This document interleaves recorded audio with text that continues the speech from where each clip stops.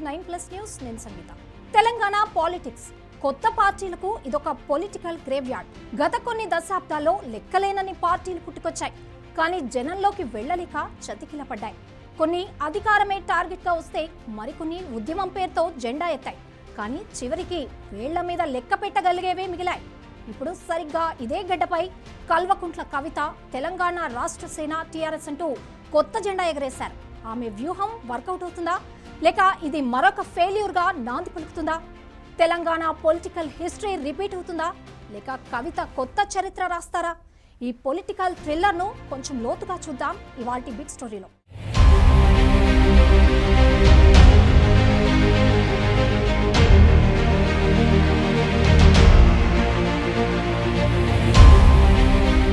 తెలంగాణలో కొత్త పార్టీ పెట్టడం చాలా ఈజీ, కానీ దాన్ని నిలబెట్టడమే అసలైన టాస్క్.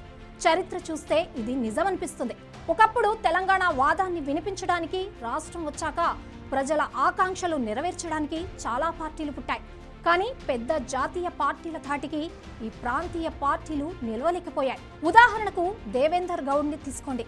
టీడీపీలో పవర్ఫుల్ లీడర్. 2008లో నవ తెలంగాణ పార్టీ అని చాలా గ్రాండ్గా లాంచ్ చేశారు. బలమైన కమ్యూనిటీ సపోర్ట్, రాజకీయ అనుభవం ఉన్న ఎలక్షన్లో నెగ్గలేకపోయారు. చివరికి 2009లో ప్రజారాజ్యం పార్టీలో విలీనం చేయాల్సి వచ్చింది. ఆ తర్వాత ఆయన ప్రయాణం టీడీపీ, టీఆర్ఎస్ల వైపు సాగింది. పార్టీ పెట్టిన ఉద్దేశం కరెక్టే అయినా పొలిటికల్ ఈక్వేషన్స్ ముందు నిలబడలేకపోయింది.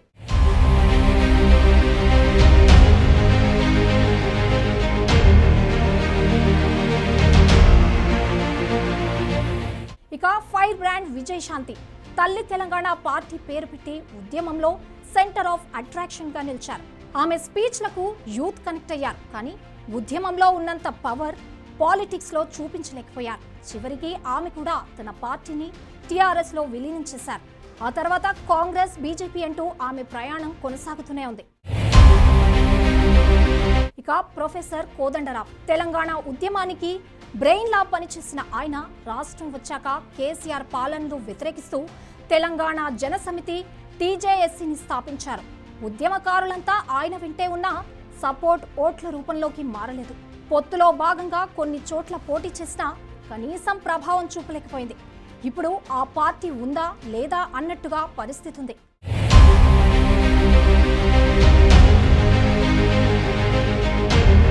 రీసెంట్ గా వైఎస్ షర్మిల పార్టీ స్టోరీ మనందరికీ తెలిసిందే. తండ్రి ఆశయాలంటూ వైఎస్ఆర్ తెలంగాణ పార్టీని పెట్టి రాజన్న రాజ్యం తెస్తానని రాష్ట్రమంతా పాదయాత్ర చేశారు.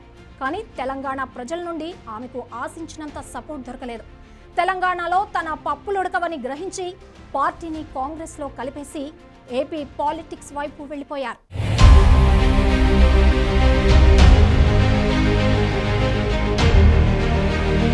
ఇవి కొన్ని శాంపిల్స్ మాత్రమే.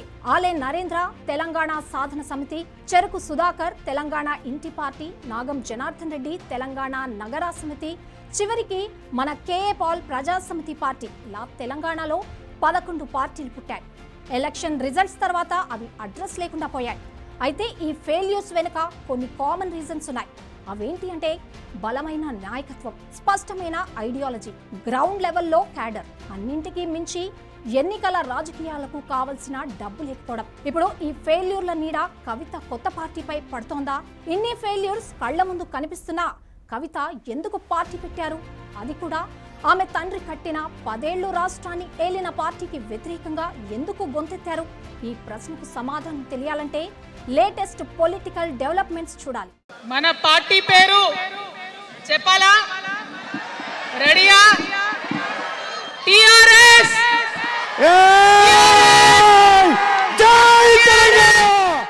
2023లో బీఆర్ఎస్ ఓటమి తర్వాత పార్టీలో పెద్ద సంక్షోభమే మొదలైంది.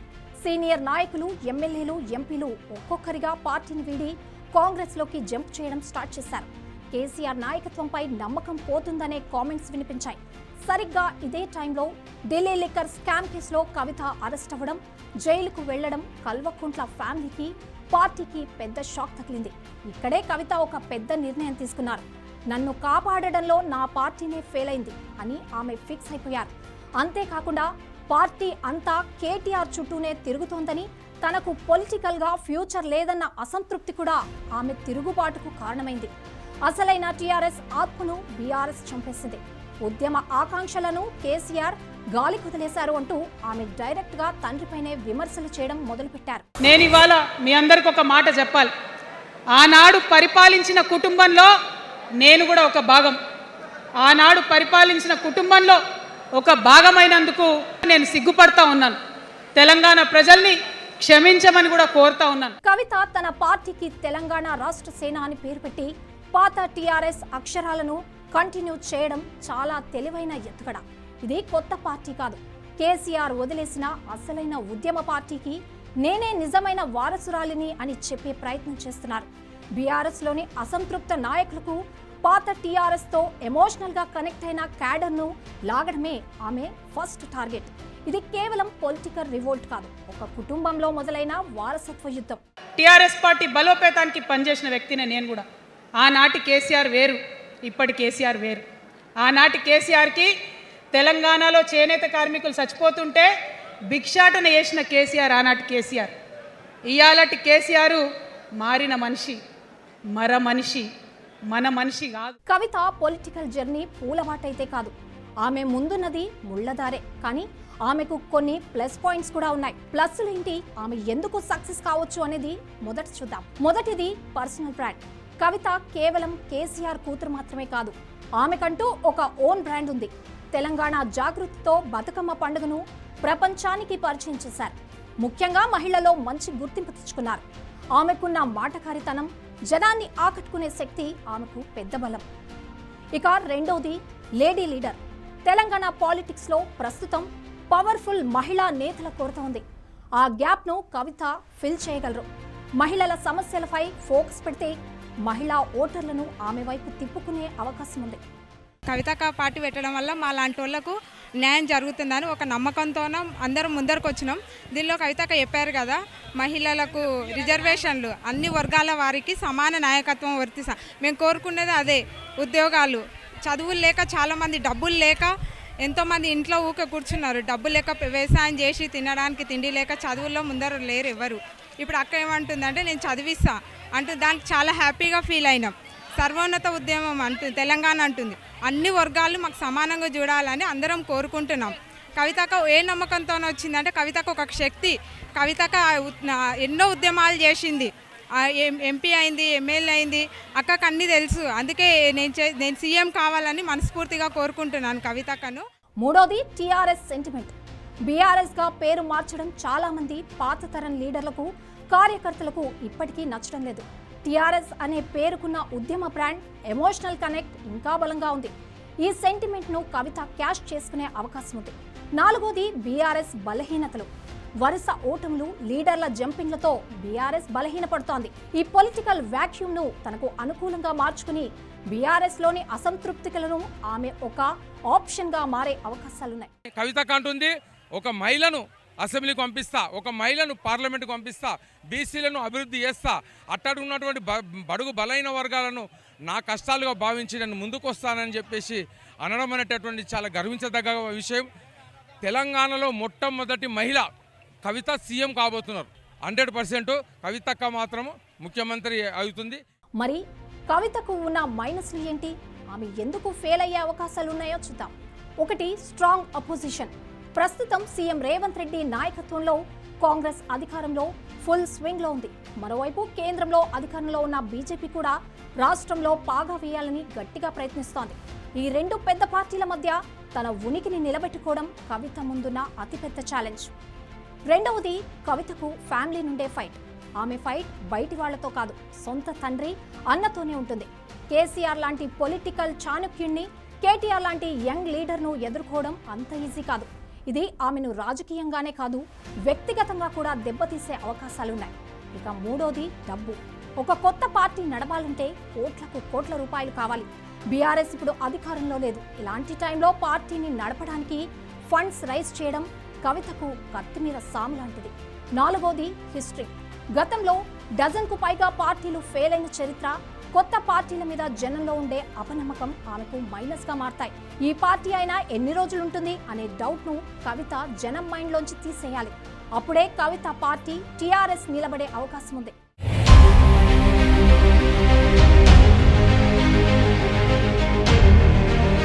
కవిత పార్టీ భవిష్యత్ ఏంటి?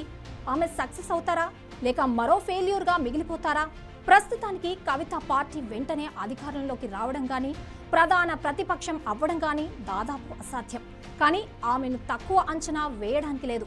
ఆమె పార్టీ గెలవకపోవచ్చు, కానీ ఎవరిని గెలిపించాలో ఎవరిని ఓడించాలో నిర్ణయించే కింగ్ మేకర్ రోల్ పోషించే ఛాన్స్ ఉంది. సింపుల్గా చెప్పాలంటే ఆమె ప్రధానంగా నష్టం చేసింది బీఆర్ఎస్ పార్టీకే. ఉదాహరణకు ఒక నియోజకవర్గంలో బీఆర్ఎస్ కాంగ్రెస్ మధ్య టఫ్ ఫైర్ ఉన్నప్పుడు కవిత పార్టీ చీల్చే 5,000 ఓట్లు బీఆర్ఎస్ గెలుపును డిసైడ్ చేస్తాయి. అంటే ఆమె తండ్రి తన ఓటు బ్యాంకుకి చిల్లు పెట్టుకోబోతున్నారు. ఇది బీఆర్ఎస్ ఉనికినే ప్రశ్నార్థకం చేసే ప్రమాదం ఉంది. ఒకవేళ ఆమె 1-2 సీట్లు గెలిచినా లేదా చెప్పుకోదగ్గ ఓటింగ్ శాతం తెచ్చుకున్నా తెలంగాణ పాలిటిక్స్లో ఆమె ఒక పవర్ఫుల్ ఫోర్స్గా మారుతారు.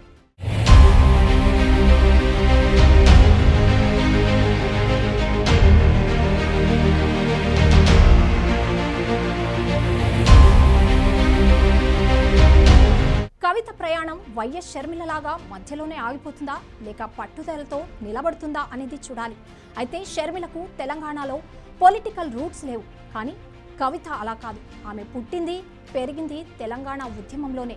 ఒక పాయింట్ ఆమెను అందరికంటే భిన్నంగా నిలబెడుతుంది. ఫైనల్గా చెప్పేది ఒకటే, కల్వకుంట్ల కవిత మొదలుపెట్టిన తెలంగాణ రాష్ట్ర సేన ఒక పెద్ద పొలిటికల్ గ్యాంబుల్.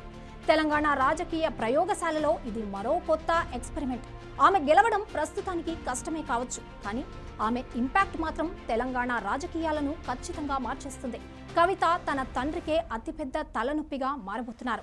బీఆర్ఎస్ భవిష్యత్తును డైలమాలో పడేయబోతున్నారని అనిపిస్తోంది. చరిత్రను తిరగరాయలేకపోయినా రాజకీయ చరిత్ర రూట్ మాత్రం ఆమె ఖచ్చితంగా ప్రభావితం చేస్తారని రాజకీయ విశ్లేషకులు భావిస్తున్నారు.